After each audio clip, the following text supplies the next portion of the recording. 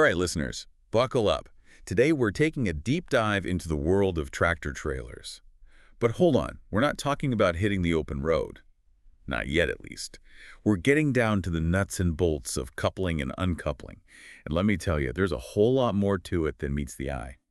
You said it. It might seem like just a simple hookup, but trust me, it's a critical procedure. We're talking massive forces, precise movements, and the difference between a safe haul and, well, a real mess. No kidding. In fact, that's what got me thinking about this deep dive in the first place. I was reading about this incident. A driver, I guess he skipped a few steps in a hurry, and let's just say it didn't end well for the trailer or the cargo. Oof, yeah. That's why we're here.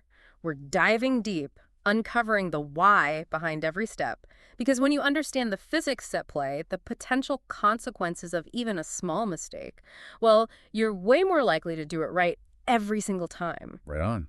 And speaking of doing it right, let's talk grease. I mean, who knew something as simple as greasing the fifth wheel plate could be so crucial? You'd be surprised how many people underestimate the power of a little grease.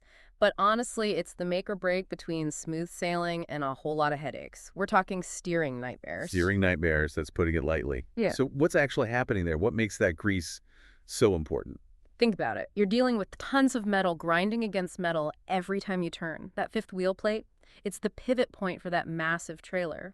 Without grease, the friction skyrockets. So it's basically like trying to turn your car's steering wheel when it's frozen or something. Pretty much. And not just that. Over time, that friction can cause some serious wear and tear, leading to costly repairs and downtime you don't want.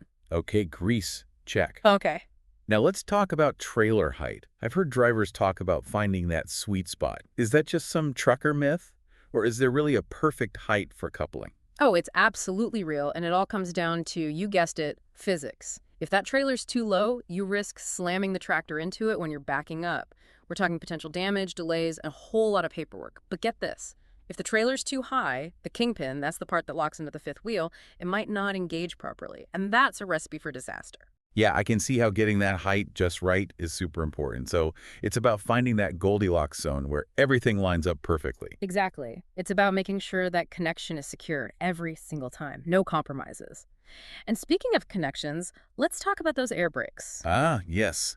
The lifeline of any tractor trailer. More than just lifelines, they're like musical instruments, almost.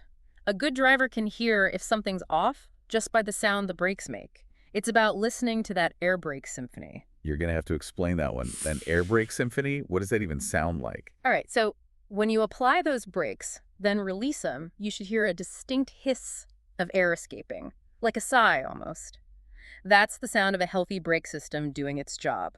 The brakes are releasing properly, the air pressure's good, you're good to go. And what if you don't hear that hiss? Oh, that's when you get worried. A silent air brake system. That's a big red flag. Could be a leak somewhere, a valve acting up, even a complete loss of air pressure. Not good. Definitely not good. So you're saying experienced drivers, they develop an ear for this stuff. Absolutely. They can tell if something's even slightly off just by the sound. It's all about being proactive, catching those minor issues before they become major problems out on the road. All right, so we've covered the essentials of coupling, getting that tractor and trailer hitched up right. But what about when it's time to unhitch? Is it just a matter of reversing the steps? If only it were that easy. Uncoupling, well, it's a whole different ballgame. It's got its own rhythm, its own set of steps, all crucial for safety. Remember those massive forces we talked about? Yeah, they don't just disappear when you're ready to unhook. One wrong move, and you're looking at a recipe for disaster. Okay, now you've got me nervous. So what's the secret sauce to uncoupling safely? What do we need to know? The key is to remember that you're dealing with a lot of built-up pressure, especially in that coupling mechanism. You can't just yank it open. You've got to release that tension first. That's where this gentle pushback comes in, and believe me, it's a game changer.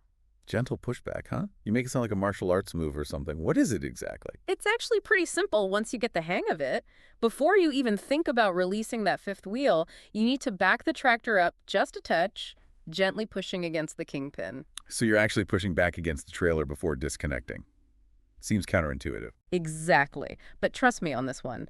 By applying that gentle pressure, you're essentially taking the strain off that locking mechanism. It's like opening a stubborn jar. You know, you give it a little twist in the opposite direction first, and then it pops right open. Ah, I see.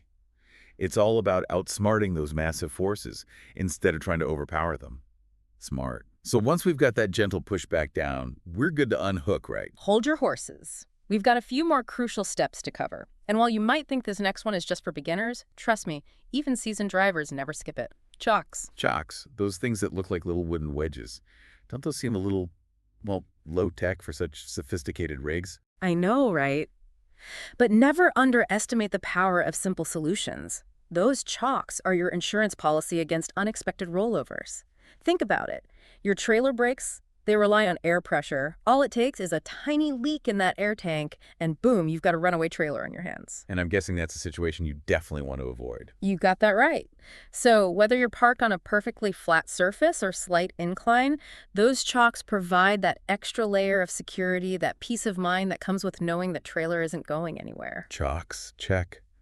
Anything else we need to remember before hitting the road? One last thing, and this one's all about being extra cautious. Think of it as the final safety check, the walk around. A walk around. Like just taking a casual stroll around the rig. Not quite a casual stroll, but yeah, you're circling the entire setup, tractor and trailer, and giving everything a good once-over with your own two eyes. We're talking about checking every connection point, every hose, every single component. Okay, so what are we looking for exactly? What are the telltale signs that something might be off? It could be anything. A damaged airline, a loose chain, even debris that could cause problems down the line. It only takes a minute to do a proper walk around, but that 1 minute could save you hours of headaches and repairs later on. It sounds like a small investment of time for a big payoff in safety. It's like that old saying, an ounce of prevention is worth a pound of cure. You know, it never ceases to amaze me how much complexity is hidden in plain sight. I mean, we see tractor trailers every day, but I'll admit I never really gave much thought to the whole coupling and uncoupling process. It's one of those things, right? You don't really think about it until something goes wrong. Exactly. But after this deep dive, I don't think I'll ever look at a tractor trailer the same way again. That gentle pushback thing, the air brake symphony. Who knew there was so much art to it? It's like a well-choreographed dance almost. Every move has a purpose, every sound tells a story. And when you understand those nuances, it makes you appreciate the skill of these drivers even more. Absolutely. They're not just driving, they're practically orchestrating these massive machines. It's pretty incredible. It really is. And it makes you wonder, how did these systems even evolve? Think about the early days of trucking, those first coupling mechanisms. They must have been pretty rudimentary compared to the sophisticated setups we have today. Oh, I bet there are some wild stories out there about those early days. Trial and error, I'm sure. No doubt. It's fascinating to think about all the ingenuity and problem solving that went into refining these processes over the years, making them safer and more efficient with each iteration. On that note, it looks like we've reached the end of the road for today's deep dive. Time flies when you're talking trucking, huh? It really does. But hey, listeners, hopefully you've learned a thing or two about the surprisingly complex world of tractor-trailer coupling and uncoupling. And next time you see one of these rigs out on the road, I bet you'll see it in a whole new light. I know I will. Until next time, keep on trucking, everyone.